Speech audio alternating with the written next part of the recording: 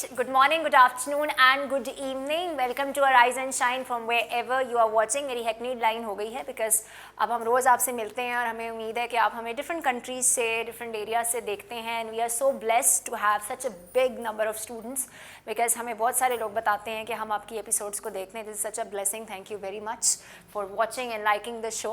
Okay, हम English language आपको करा रहे हैं. दिस इज़ अ कोर्स जिसमें हम आपको ब्लेंडिंग भी करवा रहे हैं. हम आपको साथ साथ इंग्लिश लैंग्वेज का पूरा कोर्स पढ़ा रहे हैं. We are on parts of speech और लास्ट टाइम हम लोग प्रीफिक्सेस सुफिक्सेस कर रहे थे मगर बीच बीच में हम आपको रिवीजन भी करवाते हैं. उसका रीज़न ये है ताकि थोड़ा सा आपका जो कोर्स हमने पढ़ा है वो भी रिवाइज हो जाए और जो स्टूडेंट्स हमारे साथ पढ़ रहे हैं वो भी हमें हेल्प करते हैं. जैसे हम उनसे छोटा सा एक क्विज़ में इनसे लेती होती हैं और ये आके लिखते हैं. आज हम शुरू करने से पहले वैसे ही छोटा सा एक क्विज़ करेंगे. हमने किए थे बॉडी पार्ट्स. हमारी पिछली एपिसोड्स अगर आपने देखी हैं तो उसमें हम लोगों ने बॉडी पार्ट्स किए थे और आज 1 बाय 1 मेरे स्टूडेंट्स आएंगे और आपके लिए भी रिवीजन हो जाएगी और इनके लिए भी होगी क्योंकि हम आज उनको थोड़ा सा रिवाइज करेंगे जस्ट फ्यू वर्ड्स और वो करने के बाद फिर हम आगे चलेंगे. ओके, बॉडी जो है आपकी इसके डिफरेंट पार्ट्स हैं. तो हम शुरू करते हैं सर से. तो पहले कौन आएगा लिखने सारा ये वाले पार्ट में? चलो सारे नहीं, कुछ लिख दो. सारे मैंने कहा तो हाथ ही नीचे हो गए. चलें जी. हरी द स्मार्टेस्ट गर्ल. चलें, पहले हो गया हेड. गुड, यानी सर. हेड. अच्छा, इसमें स्पेस नहीं है, साथ ही लिखना है आपने फोरहेड. ठीक है, वो ले लो दूसरे से ठीक करके क्योंकि फोरहेड क्या होता है? The front. ठीक है, माथा जिसको आप कहते हैं. This is the forehead.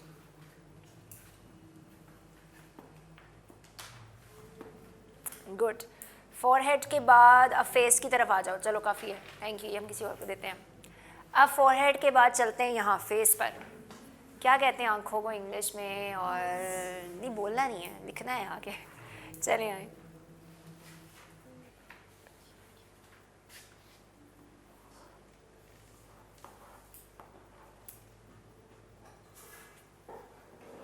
Okay, ice के ऊपर क्या होती हैं? चलो जाओ, कोई और आ जाओ. आइस के ऊपर क्या, ये चीज़ क्या थी? हाँ, कौन लिखेगा? आईब्राउज. आईब्राउज. वही लिखनी है. जब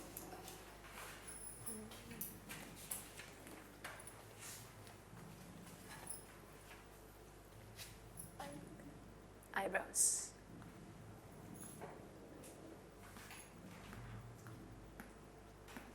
गुड. अभी हम यहीं पे ही हैं. आईब्रोज के बाद ये जो कवर होता है आगे आंखों का, उसको क्या कहते हैं? वो तो आई लैशेस. तो ये बाल हो गए ना. आईलिड. आईलिड कौन लिखेगा आगे?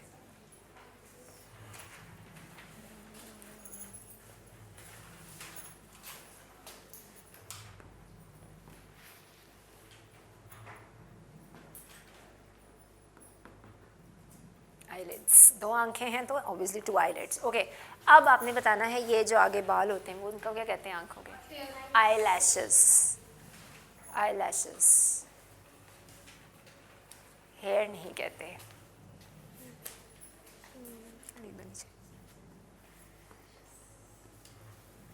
Lashes. Good.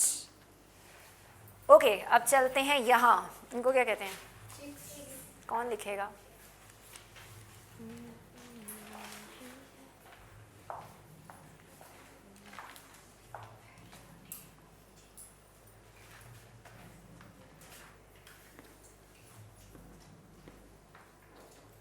Good. Cheeks.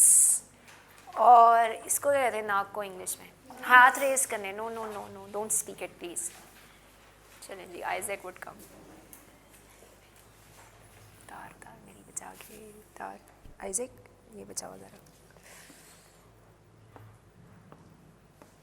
Good. ये नोज हो गई. अच्छा, और ये चीज़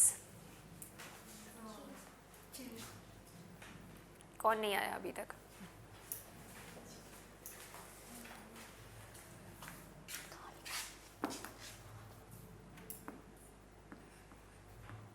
गुड. कान रह गए. बोलना नहीं है.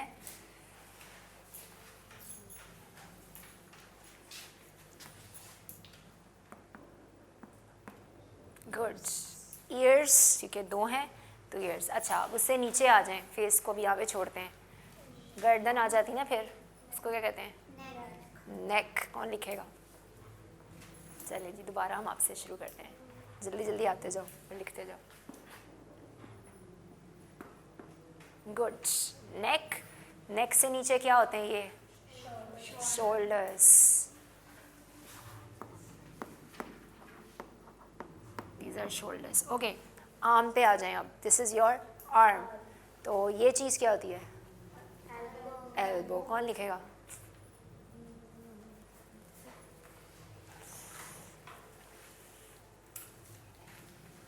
कोनी को कहते हैं एल्बो।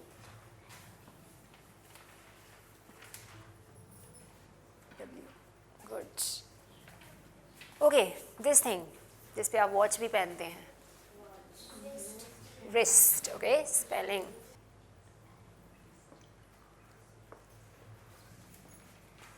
एस मिस हो गया। टीवी है। Okay, wrist. ओके, उसके बाद रिस्ट इज दिस, ठीक है। और उसके बाद आते हैं हैंड में। आपकी ये चीज़ क्या कहलाती है? पाम। Okay, PALM। अब ऐसे ही बोलते जाते हैं जल्दी जल्दी। This is called this thing back of hand. Okay, यहाँ मैं लिख भी देती हूँ, जो हमें आज देख रहे हैं उनको पता हो हम क्या बोल रहे हैं। और अब हम आते हैं फिंगर्स पे। ओके जी, अब 1 बाय 1 सब कोई बोलेगा नहीं, 1 बाय 1 आपने मुझे बताना नहीं, यहाँ के लिखना है। ओके, ये फिंगर। ओके, लिखेगा कौन? आ जाओ वहाँ।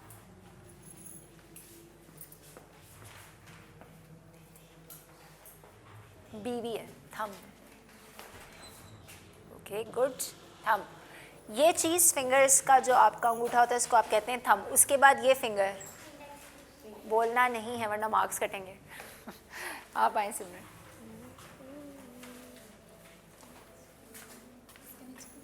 चलिए,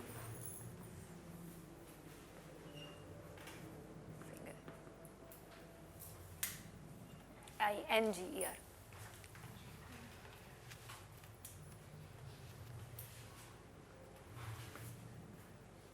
ओके, गुड। इंडेक्स फिंगर के बाद है दिस फिंगर। कौन आएगा?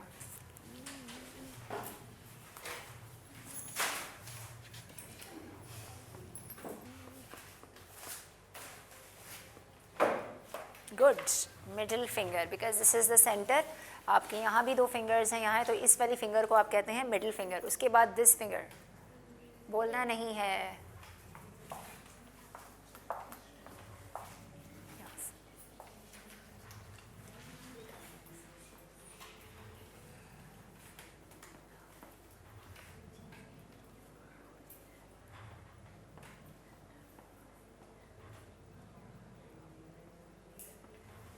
Good. This is called ring finger. On the last one, सबसे छोटी।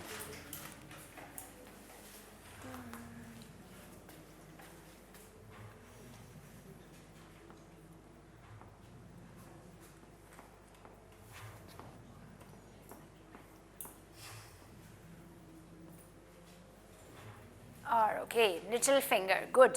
तो ये तो हो गई फिंगर्स। उसके बाद हमने बात की थी कि नीचे क्या आती है? चेस्ट आती है, फिर स्टमक पेट को कहते हैं, उसके बाद वेस्ट कमर को कहते हैं। वेस्ट की स्पेलिंग क्या है हम जल्दी जल्दी बोलेंगे, हमने आगे भी पढ़ना है।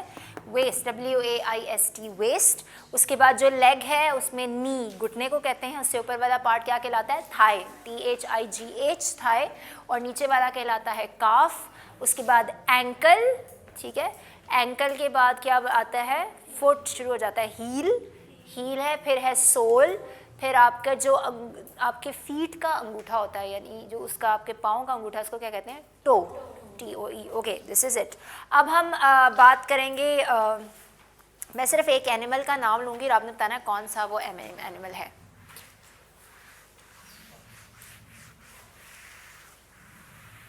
ओके, ऐसा एनिमल, इट्स अ मैमल, हमने कहा था मैमल्स कौन से एनिमल्स होते हैं, मैमल्स वो एनिमल होते हैं जो डायरेक्टली इनकी मदर्स जो हैं यंग वंस को बर्थ देती हैं और अपने मिल्क पर यानी दूध पर फीड करती हैं। आपने उस एनिमल का नाम यहाँ आके लिखना है जो अपने बेबी को अपने पाउच में कैरी करती है। मैच्योर बेबी पैदा होता है और वो जो एनिमल है वो उसको सामने, मतलब उसके जगह होती है पॉकेट की तरह, उसको पाउच कहते हैं, उसके अंदर वो बच्चे को रखती है माँ। कौन सा एनिमल है? अगर याद है तो फिर आप हैंड रेज करें। गुड, हाँ हैंड रेस करना था। इट इज़ कैंगरू, लिखेगा कौन? चलें जी आप आ जाएं हरी। क्योंकि मदर जो है वो इमेच्योर बेबी होता है, वो पाउच में रखती है उसको जब तक वो थोड़ा खुद से चलने वाला ना हो जाए। That is kangaroo. Good, Hareen के लिए please clap. Very good Hareen. Because kangaroo वो मैमल है क्योंकि वो इमेच्योर बेबी पैदा होता है और वो उसको अपने पाउच में, सामने एक पाउच होता है उसके अंदर वो रखती है कि वो जंप करता है यानी हॉप करके जाता है, तो इट कीप्स, जो फीमेल है वो उसको रखती है उस पाउच में जब तक कि थोड़ा सा बेबी मेच्योर, ये नहीं कि बहुत मेच्योर हो जाए, मतलब इतना मेच्योर हो जाए कि वो फिर खुद से चलने लगे, तो जब तक वो थोड़ा सा मेच्योर नहीं होता तो वो उसको रखती है अपने पाउच के अंदर। That mammal is called kangaroo. Okay, चलें जी, अब हम बात करेंगे आज सीजन्स की। मौसम होते हैं, अच्छा हमने मंथ्स की बात की थी। जनवरी, आज मैं शॉर्ट लिखूंगी, सारा नहीं लिखूंगी। फरवरी, मार्च, अप्रैल, कुछ मैंने पूरे ही लिख दिए जो छोटे थे। मई, जून, देन जुलाई, अगस्त, कुछ मैंने शॉर्ट लिखे हैं, कुछ मैंने फुली लिख दिए। सितंबर, अक्टूबर, नवंबर एंड दिसंबर। जो मंथ्स हैं, जो एक साल के अंदर 12 महीने होते हैं और मंथ्स के नाम होते हैं, जनवरी फरवरी हम कर चुके हैं क्योंकि आज मुझे आपको सीजन्स करवाने हैं। 4 सीजन्स होते हैं तो इसलिए मैंने सारों के नाम यहाँ लिखे क्योंकि जो ग्लोबल कंपस है उसके ऊपर कौन सा सीज़न किन मंथ्स में आता है आज हम उसकी बात करेंगे। Notes are available, numbers are coming on the screen. अगर आपको नोट्स चाहिए आप कॉल करके बता सकते हैं, you can get the notes. इसके अंदर डेज़ के नेम्स, मंथ्स के नेम हैं, तो जनरली आपको जो हमने अब तक पढ़ा है वो आपको इन्फॉर्मेशन मिल जाएगी। ओके, सीजन्स की हम बात करते हैं। पहले हमारे पास 12 मंथ्स होते हैं इन 1 ईयर, इन 1 ईयर, ठीक है। अब हमने बात ये करनी है कि आपका सर्दियों का सीज़न है, विंटर, समर, 4 सीजन्स होते हैं। एक सीज़न कहलाता है विंटर, सर्दियाँ जिनको आप कहते हैं ना, मौसम, सर्दियों का मौसम है तो विंटर सीज़न। गर्मियों का है तो समर, विंटर, समर होता है, स्प्रिंग होता है, लेकिन कौन सा कब आता है वो हम बताएं। बाहर का जो मौसम होता है उसको आप कहते हैं स्प्रिंग सीजन। मौसम को इंग्लिश में सीजन कहा जाता है, ठीक है, SEA, सीजन। सन नहीं कहना, सीजन नहीं है, इट्स सीजन, थोड़ा सा ज के साथ साउंड है, सीजन। ओके, सीजन यानी मौसम, ठीक है। विंटर सर्दियाँ, समर गर्मी, और स्प्रिंग बहार, और इसके बाद खज़ां, ठीक है, ऑटम। ऑटम सीजन जिसमें पत्ते झड़ते हैं ना, जो सर्दियों से पहले आता है। Okay, actually there are these 4 seasons, यानी आपके पूरे साल के अंदर 4 सीजन्स होते हैं, ठीक है। 4 सीजन्स आर देयर, 4 FOUR वाले 4 की बात कर रही हूँ, winter, summer, spring and autumn. अब हम ये बात करेंगे कि कौन से मंथ्स में कौन सा, इसलिए मंथ्स के नेम मैंने यहाँ लिखे हैं, although we are finished all the name of the months and days in a week, लेकिन हम बात करेंगे कौन से मंथ में कौन सा वेदर चल रहा है। ओके, पहले हम विंटर से शुरू करते हैं। दिसंबर, जनवरी और फरवरी, इस वक्त चल रही होती है विंटर सीजन। मैं इनके आगे विंटर लिखती जाऊंगी, विंटर, विंटर, विंटर। ये चीज़ जो नोट्स है उसमें भी क्लियरली लिखा हुआ है, अगर आप ये नोट्स लेते हैं there will be information about it. ये 3 मंथ्स होते हैं जो सर्दियों का सीज़न होता है, ये ग्लोबल कॉम्पस है। प्लीज़ रिमेंबर कि कुछ कंट्रीज़ में सर्दियों का स्पैन ज़्यादा होता है, जैसे अमेरिका में ज़्यादा टाइम सर्दी रहती है, थोड़ा टाइम गर्मी का होता है, और इंग्लैंड में तो बहुत ही ज़्यादा टाइम सर्दी रहती है, बहुत कम ऐसा होता है कि बहुत ज़्यादा गर्मी पड़े। तो ये चेंजेस जो हैं, ये वेरिएशंस कंट्रीज़ के अंदर हो सकती हैं। वेरिएशंस मीन द चेंजेस, ज़रूरी नहीं है कि एग्जैक्टली मतलब इन्हीं मंथ में ये होना चाहिए। ये एक ग्लोबल कंपस है, मैंने आपसे कहा, जो generally most of the countries में देखा गया है जहाँ 4 सीजन्स पूरे आते हैं। Luckily Pakistan is that country जहाँ ये चारों सीजन्स होते हैं। कुछ कंट्रीज़ ऐसी हैं जहाँ सर्दी ज़्यादा रहती, वहाँ ये दो सीजन्स आते ही नहीं, ना ऑटम आता है ना स्प्रिंग आता है, तो सिर्फ या विंटर होता है या समर होता है। और कुछ ऐसे हैं कि समर सिर्फ एक मंथ है और जहाँ पे ज़्यादा विंटर है, तो ये वेरिएशंस होती हैं in every country, there are variations. Okay, talking about winter season, तो आपके पास दिसंबर, जनवरी एंड फरवरी, दीज आर 3 मंथ्स जिनमें आपके पास कौन सा सीज़न आ रहा है, विंटर। उसके बाद मार्च, अप्रैल एंड मई, 3 मंथ्स में आपके पास जो सीज़न आता है वो है स्प्रिंग सीज़न। इसको बहार का मौसम कहते हैं। इसमें क्या होता है, देयर फ्लावर ब्लूम्स, ब्लूम क्या मतलब फूल खिलते हैं और नए फ्लावर्स आते हैं ट्रीज़ के ऊपर, हर चीज़ आपको ग्रीन दिख रही होती है, डिफरेंट कलर्स के फ्लावर्स दिख रहे होते हैं, बिकॉज एट दैट टाइम बहार का मौसम होता है और प्लांट्स जो हैं वो रीग्रो कर रहे होते हैं, they are producing new leaves, they are producing new flowers, तो इसको आप कहते हैं स्प्रिंग सीजन। और ये आता है मार्च, अप्रैल एंड मई। स्प्रिंग के बाद शुरू होता है समर सीजन, जून से लेकर जुलाई अगस्त तक, that is summer. Summer season जो होता है वो स्प्रिंग के बाद आता है, बिकॉज स्प्रिंग में हमने कहा बहार का मौसम होता है, उसमें प्लांट्स और फ्लावर्स खिल रहे होते हैं, डिफरेंट कलर के फ्लावर्स होते हैं, और प्लांट ट्रीज जो हैं वो अपने लीव्स को ग्रो कर रहे होते हैं, रीग्रो कर रहे होते हैं। ओके, अब समर है गर्मी का मौसम, मई, जून, जुलाई, अगस्त समर सीजन होता है मोस्टली। इनफैक्ट नो सॉरी, मई तक तो हमारा स्प्रिंग है, ये मुझे थोड़ा नीचे लाना था क्योंकि 3 मंथ्स की ये ग्लोबल कंपस बनी हुई है सीजन्स की, यहाँ से शुरू होता है summer, June, July and August, ठीक है, ये 3 मंथ्स है, 3 मंथ्स के सीजन्स हैं। जून, जुलाई और अगस्त में है गर्मी का मौसम, जिसमें प्रॉपर गर्मी पड़ती है। मोस्ट ऑफ द कंट्रीज़ में ये देखा गया है कि ये वो सीजन जो समर का सीज़न है वो इन मंथ्स में आता है। जैसे मैंने आपको शुरू में बताया, variations are there different countries में, ये कंपस ऊपर नीचे हो सकती है, यानी जोग्राफिकली हो सकता है कि किसी कंट्री में गर्मी का स्पैन ज़्यादा हो, सर्दी का ज़्यादा हो सकता है, तो दिस इज़ पॉसिबल। ओके, अब सितंबर, अक्टूबर एंड नवंबर, इसमें आता है मौसम ख़ज़ां, जिसको आप कहते हैं ना autumn season, AUTUMN, this is autumn. Autumn season जो है ये आता है कौन से मंथ्स में, सितंबर, अक्टूबर एंड नवंबर, ये 3 मंथ्स हैं जिनमें आपके पास आता है ऑटम सीज़न। इस सीज़न के अंदर क्योंकि सारे पत्ते झड़े होते हैं, द लीव्स आर शेडिंग, और फ्लावर्स भी जो है ऐसे ही, अब ब्लूमिंग सीज़न नहीं है, ब्लूमिंग होता है जिसमें सब खिल रहा होता है, और ये होता है लीव शेडिंग सीज़न, यानी जो ट्रीज़ होते हैं वो अपने लीव्स शेड कर रहे होते हैं, नहीं पत्ते गिर रहे होते हैं। और मोस्टली आपने देखा होगा हवा चलती है तो कितने सारे पत्ते गिर रहे होते हैं उसमें, बिकॉज ये सर्दी से पहले आता है ये सीज़न। ख़ज़ां का जो मौसम है ये विंटर सीज़न से पहले आता है, और विंटर मैंने आपको बताया कि तो हमारे पास कितने सीजन्स हैं, 4। शुरू करते हैं, winter, summer, spring and autumn, they are 4 season, यानी 4 मौसम होते हैं एक साल के अंदर, और 3 मंथ्स की इनकी ड्यूरेशन है। जनवरी, फरवरी, मार्च कौन सा आएगा, सॉरी दिसंबर से शुरू करते हैं, दिसंबर, जनवरी, फरवरी है क्या, विंटर, फिर मार्च, अप्रैल, मई स्प्रिंग, फिर जून, जुलाई एंड अगस्त, सितंबर कह रही सॉरी समर, एंड देन सितंबर, अक्टूबर, नवंबर ऑटम, और इसके बाद दोबारा से दिसंबर, जनवरी, फरवरी, विंटर। ये सीजन्स ऐसे ही सर्कल में चलते हैं विद इन अ ईयर, क्योंकि ये 4 ही सीजन्स हैं जो, और मैंने आपसे कहा ना कुछ कंट्रीज़ में तो पूरे 4 सीजन नहीं होते। Pakistan is an agricultural country, thank God we have a blessing कि हमारे पास 4 ही सीजन्स आते हैं हमारी कंट्री। ऑल्दो स्पैन थोड़ा कम हो जाता है, कभी गर्मी ज़्यादा होती है तो, लेकिन दीज सीजन आर देयर, कि बहुत सारी कंट्रीज़ में ये सीज़न नहीं भी आते, but total they are 4 seasons. Okay जी, let's move on to prefixes and suffixes.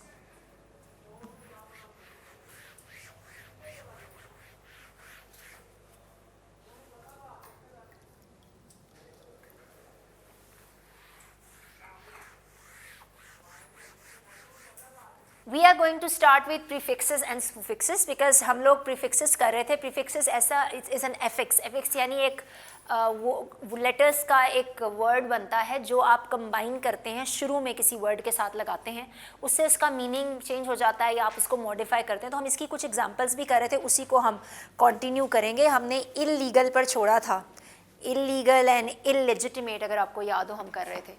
Ill mean illegal होना, अनलॉफुल कोई चीज़ जो लीगल नहीं है, क्योंकि इल का मतलब होता है जो चीज़ ऑपोजिट होना, यानी इल मीन्स नॉट। इल अगर मैं लीगल के साथ लगा दूंगी तो इट्स नॉट लीगल, बिकॉज इल का मतलब क्या है, not. This is a prefix. Prefix होता है जो वर्ड के पहले लगाया जा रहा है, जिस तरह मैंने कहा को वर्कर, या मैंने भी बोला था रीस्टार्ट करना या री एडमिशन करवाना या रीसबमिट करवाना। री क्या है? REV इज़ अ प्रीफिक्स, क्योंकि हम पढ़ रहे हैं prefixes. This is a prefix, उसी की एग्जाम्पल्स हम कर रहे हैं। देन पोस्ट, जो वर्ड पोस्ट है ये कैसे यूज़ किया जाता है? इसका मतलब होता है आफ्टर, यानी बाद में। जिस तरह पोस्टपोन, यानी प्रोग्राम हमारा पोस्टपोन हो गया, यानी आगे चला गया, बाद में, यानी आज होना था लेकिन अब नहीं, अब इसके बाद होगा, इसका मतलब ये होता है उर्दू में। तो हम कहते हैं कि प्रोग्राम कैंसिल का मतलब यानी कैंसिल हो गया, जा ही नहीं रहे। लेकिन अब हम कहते हैं कि पोस्टपोन हो गया है, इसका मतलब it has gone after that specific time, यानी इस दिन नहीं, उससे आगे होगा कहीं, ठीक है। तो हम उसे कहते हैं पोस्ट। तो पोस्टपोन, इसलिए पोस्टपोन का मतलब ये है it is going to occur later, और कब होगा आगे वो बताना, और पोस्ट का मतलब है आफ्टर। इसी तरह एक और हम एग्जांपल करेंगे, सुपर। सुपर जो है ये भी प्रीफिक्स है जो डिफरेंट वर्ड्स के साथ लगाया जाता है, और इसका मतलब होता है अबव। अगर मैं लिखती हूँ सुपरस्टार, ये तो बड़ा सुना होगा, actors, this is a superstar. Superstar का मतलब है कि यानी कोई ऐसा, ये एक्टर्स के लिए बड़ा यूज़ किया जाता है ये वर्ड, यानी कि he is above everyone, he is the, बाकी सारे स्टार्स भी हैं, बाकी सारे एक्टर्स भी हैं, लेकिन ये उनमें से सबसे बेस्ट है, सो ही इज़ अ सुपरस्टार, यानी उनसे अबव। तो you call it superstar, okay. क्योंकि सुपर का मतलब होता है, यानी आप कॉम्प्लीमेंट करें ना किसी को, कोई हाई लेवल का एक्टर है, बड़ा हाई क्लास एक्टर है, तो आप उसे कहते हैं ही इज़ अ सुपरस्टार, यानी अपनी इंडस्ट्री में, फिल्म इंडस्ट्री में या ड्रामा इंडस्ट्री और वट जो भी कोई किसी जगह का स्टार है या कोई एक्टर है और वट तो आप उसकी बेसिस पे से कहते हैं he is a superstar in his field, यानी कि वो एक्टर जो है वो सुपरस्टार है, he is the best among all, इसलिए आप कहते हैं। सुपर का मतलब ही ये है अबव, यानी it's he is very good, top पर है, ओके। ये तो हो गई हमारी कुछ एग्जाम्पल। एक और करेंगे, अन। UN is also a prefix जो हम साथ लगाते हैं। Why are we doing these examples? Just to give you a clear concept कि prefixes actually use कैसे होते हैं। Un का मतलब होता है not, यानी नहीं। अगर मैं कहती हूँ unlawful या unless भी यूज़ होता है, पर हम यहाँ unlawful लिखते हैं। lawful का क्या मतलब है? law का मतलब है कानून, lawful यानी कानून वाली चीज़, ठीक है। unlawful जिसमें कानून नहीं है, ठीक है। not का मतलब ही है ना होना, तो अन अगर मैं लगा दूंगी साथ तो इसका मतलब अनलॉफुल, यानी इसमें कोई लॉ नहीं है, क्योंकि वो नॉट को इंडिकेट कर रहा है। ये साथ लगाने से, अन साथ लगाने से उसका मतलब है कि आपने वो चीज़ नहीं में ले गए हैं, इसलिए। ओके, डी भी लगाया जाता है शुरू में, जिस तरह हम कहते हैं, इसका मतलब होता है रिमूव करना, ठीक है। जिस तरह मैं कहती हूँ इसको डीफ्रॉस्ट करें, फ्रोस्ट मतलब कोई चीज़ जमी हुई है, तो मैं कहती हूँ इसको डीफ्रोस्ट करें, थोड़ी देर रखें, इसमें से जो आइस है सारी वो उतर जाएगी, वो रिमूव हो जाएगी। सो दिस इज़ कॉल्ड डीफ्रोस्ट, क्योंकि मीनिंग है उसका रिमूव होना या ख़त्म होना, तो हम ये कहते हैं इसको डीफ्रोस्ट होने के लिए रख दें। फ्रोस्ट का मतलब है समथिंग विच इज़ फ्रोज़न, ठीक है, उसके ऊपर काफ़ी सारी आइस जम गई है, ठीक है। तो आप डीफ्रोस्ट का वर्ड हम उसके साथ प्रीफिक्स इसलिए लगाते हैं कि अब ये क्या होगा, इसको थोड़ी देर के लिए रख दें, वो डीफ्रोस्ट हो जाएगी। चिकन जिस तरह आपने निकाली है फ्रीज़र से, तो आप कहेंगे काफ़ी फ्रोज़न फॉर्म में है, तो आप इसको डीफ्रोस्ट होने के लिए रख दें। अब डी क्या इंडिकेट कर रहा है कि उसकी जो वो जमा हुआ है या जो उसके ऊपर वो जो आइस है वो उतर जाएगी, ठीक है, वो रिमूव हो जाएगी, तो इसलिए आपने क्या वर्ड लगाया है, D. Okay, so this is what prefix example. अब चलते हैं कुछ रूल्स की तरफ, hyphenated prefixes. Because we don't have much time, तो मैं आपको सिर्फ थोड़ा सा इंट्रो दूंगी अबाउट सुफिक्स, लेकिन उससे पहले क्योंकि हमने हाइफनेटेड प्रीफिक्सेस की बात करनी है। हाइफन क्या होता है? ये पंक्चुएशन साइन है, इस तरह लगाते हैं। शायद मैंने पीछे भी बात की थी जब मैंने आपसे कहा था हम ये लिखते हैं ना, फादर इन लॉ, यानी जो ससुर होता है उसको हम इस तरह से उस वर्ड को लिखते हैं। तो हम ये देखें बीच में क्या लगा रही हूँ मैं, दिस इज़ छोटी सी डैश है, this is called a hyphen, ठीक है। जब वर्ड बहुत ज़्यादा बड़ा हो तो उसके अंदर हम हाइफन इंग्लिश में लगाते हैं just to show that it has a connection. जिस तरह फादर इन लॉ जो है वो ससुराल वाले या उनमें से कहते she is my sister in law. अगर आपकी कोई नंद है या आपकी भाभी, आप कहेंगे she is my sister in law. अगर बहू है तो उसको डॉटर इन लॉ, लेकिन ये हाइफन यूज़ करेंगे उसके अंदर। ये हमने बात की थी जब हम वो कर रहे थे सिंगुलर प्लूरल नाउन्स की, इसमें फादर्स इन लॉ और मदर्स इन लॉ। तो you see the hyphen, this is the hyphen. और हाइफनेटेड प्रीफिक्सेस क्या हैं? क्योंकि बहुत सारे ऐसे प्रीफिक्सेस होते हैं जिनके शुरू में आपको हाइफन मतलब प्रीफिक्स यूज़ करने के बाद हाइफन लगाना पड़ता है, इसीलिए हम इनको स्टडी करेंगे।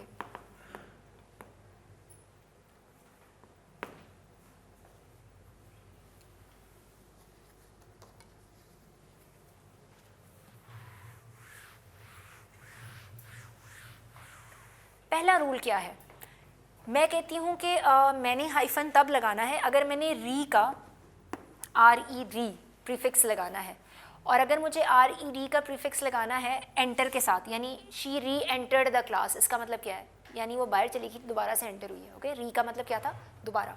अब ई और दोबारा एंटर जो है वो भी ई से ही शुरू हो रहा है, ये दोनों सेम वावल्स हैं।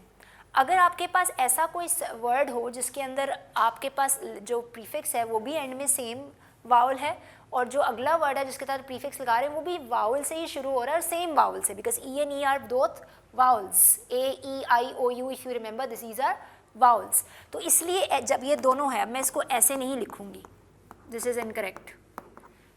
अगर मुझे इसके के दोनों वावल सेम हैं तो जब मुझे इसको लिखना होगा प्रीफिक्स के साथ तो मैं हाइफन लगाऊंगी, री एंटर। ओके, यहीं पे हम स्टॉप करेंगे कि we don't have much time, फिर हम आगे यहीं से ही शुरू करेंगे। Third commandment,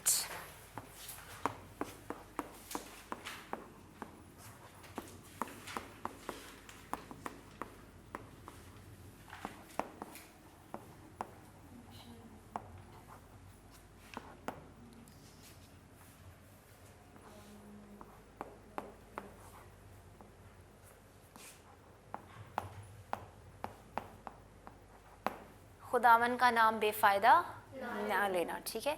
so you shall not miss use the name of the Lord your God, यानी अपने खुदा का नाम आपने, this is the third commandment. मैंने आपसे कहा था आगे पीछे हो सकती हाँ, लेकिन चेंज नहीं करनी है, दैट इज़ रॉन्ग, क्योंकि ये कमांडमेंट है कि अपने खुदा का नाम बेफ़ायदा नहीं लेना। So you shall not misuse, now you see misuse के साथ लगा है, गलत। मिस क्या है, मिस प्रीफिक्स है जो यूज़ के साथ लगाया जाए, तो मिस यूज़ गलत मत लेना, ठीक है, गलत इस्तेमाल नहीं करना उसका।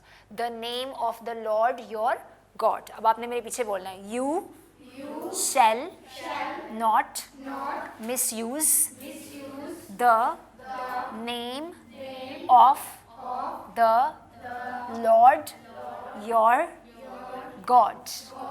That's it. Thank you so much. See you next time with another commandment, and we'll continue with our prefixes and suffixes. Thank you. God bless you.